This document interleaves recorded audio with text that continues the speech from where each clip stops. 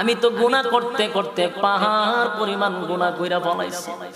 আল্লাহ আমি গুনাহ করতে করতে সাগরের পেনা পরিমাণ কইরা ফলাইছি। আল্লাহ আমি যেদিকে তাকাই শুধু গুনাহ আর গুনাহ।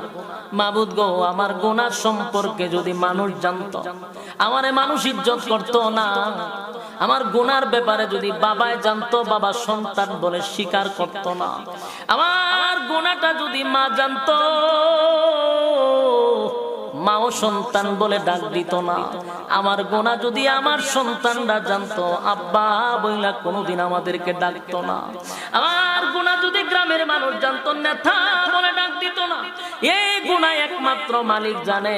সেই মালিকের সাথে যদি গভীর রজনীতে নজুলে রহমতের সময়, যেই সময় মানুষ স্ত্রী পুত্র লইয়া ঘুমায়া যায়, পশু পাখিরাও ঘুমায়া যায়, নিঝুম রাত্রিতে যদি আসামির বেশে আপনি যদি আল্লাহর কাঠগড়ায় দাঁড়াইয়া দুইটা হাত তুলিয়া যদি চোখের পানি ছাইরা গুনার উপরে লজ্জিত হয়ে যান, আর যদি বলেন মালিক,